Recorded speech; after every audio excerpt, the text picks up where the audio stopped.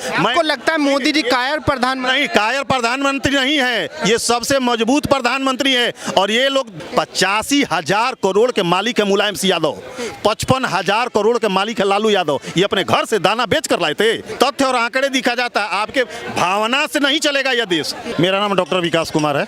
अच्छा डॉक्टर साहब, मुझे ये बताइए, जिस तरीके से मोदी जी ने देश को चलाया पिछले 9-10 सालों में, क्या लगता है देश के अंदर कोई बदलाव आपको नजर आता है कि हम आर्थिक स्थिति में कितना भारत मजबूत हुआ है। आज से 9 साल पहले तो हमारी जो अर्थव्यवस्था थी वो क्या विश्व में कहाँ थे, हम 10वें से आउट थे। आज कहाँ हैं, हम 5वें पायदान पाते हैं। और मोदी जी ने कहा है कि अगले 5 साल के अंदर जो है हम टॉप 3 में आ जाएंगे।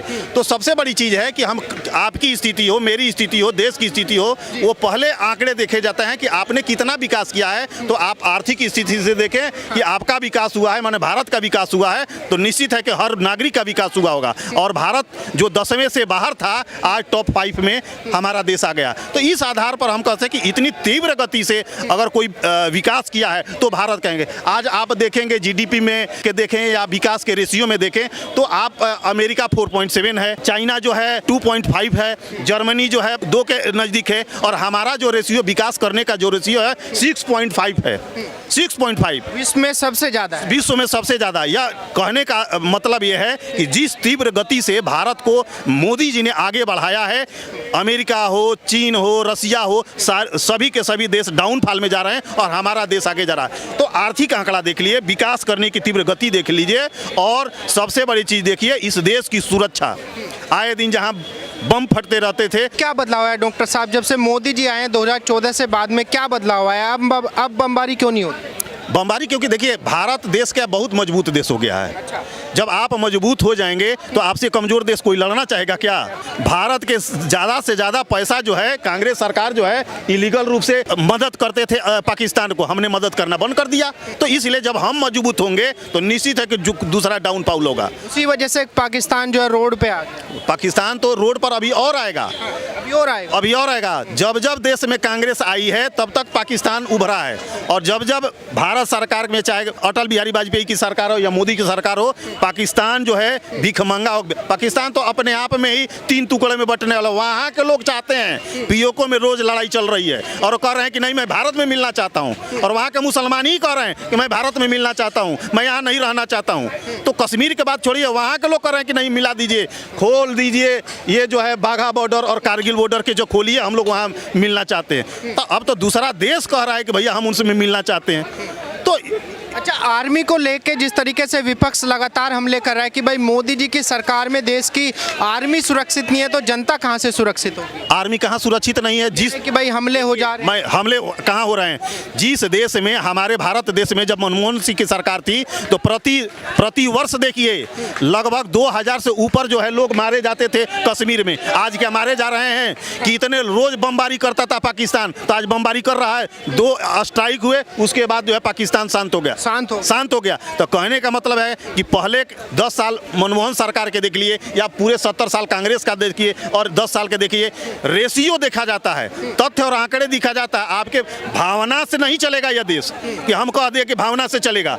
भावना हमारी कहाँ है? यह तथ्य देखेंगे कि हमारे कितने फोर्स के कितने लोग पहले कितने मारे जाते थे, अब तो एकदम नगण्य, इके दुके अगर कोई घटना होती है तो तुरंत उसका जवाब दिया जाता था, जवाब दिया जाता था। अच्छा डॉक्टर साहब, विपक्ष के जो नेता हैं, महागठबंधन के जो लोग हैं, कह रहे हैं कि मोदी जी तो जो है कायर प्रधानमंत्री। देखिए ये लोग बहुरूपिये हैं। कहा जाता है कि दिल मिले चाहे ना मिले, पेट मिलना चाहिए। ये लोग पेट मिला रहे हैं, दिल कहीं इनका मिल नहीं रहा है। आपको लगता है मोदी जी कायर प्रधानमंत्री? नहीं, कायर प्रधानमंत्री नहीं है, ये सबसे मजबूत प्रधानमंत्री है। और ये लोग भारत के जनता को हर एक राज्य में मूर्ख बना रहे हैं। अभी गठबंधन किए हुए हैं, और जो केजरीवाल लड़ रहे हैं मध्य प्रदेश में, कांग्रेस लड़ रहे हैं मध्य प्रदेश में, सब एक दूसरे से लड़ रहे हैं और यहाँ पर गठबंधन किए हुए हैं। भारत की जनता मूर्ख है कि वहाँ पर आप केंद्र में गठबंधन करेंगे और वहाँ पर जो है आप लड़ाई करेंगे, आप वहाँ पर भी एक हो जाएंगे। कि हमें तानाशाह हटाना है देश से। मोदी जी का जो शासन है वो एक तानाशाह का शासन है। माने किस आधार पर तनाशा है भाई बता दें, कैसे तनाशा है? खाली तनाशा शब्द कह देने से हो जाएगा?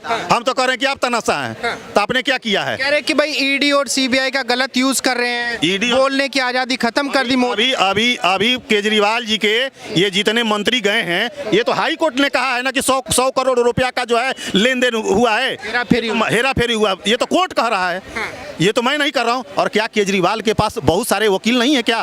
आज केजरीवाल जब वो 3000 करोड़ जो है एडवर्टीजमेंट के नाम पर दे सकते हैं, तो कितने मनु सिंघवी से लेकर और सुप्रीम कोर्ट में एक से वकील खड़ा कर सकते हैं। लेकिन अब वो जो आंकड़े हैं वो कह रहे हैं कि भाई मोदी जी डरे हुए हैं, वो सो भी नहीं पा रहे। मोदी जी डरे हुए नहीं हैं, यही केजरीवाल थे जब कहते थे कि वाड्रा के खिलाफ मेरे पास देखिए फाइल है, ये कल जेल में चले जाएंगे, प्रियंका चले जाएंगे, पता नहीं राहुल गांधी चले जाएंगे, शीला दीक्षित चलेंगे, अरुण जेटली चले जाएंगे, और 4 लोगों से जिन पर इन्होंने परिकर से लेकर और जेटली से लेकर इन्होंने माफी मांगा। जब उन्होंने नोटिस भेजा तो कहे कि आपकी सदस्यता चली गई, तब इन्होंने कहा कि अरे भाई हमसे गलती हो गई।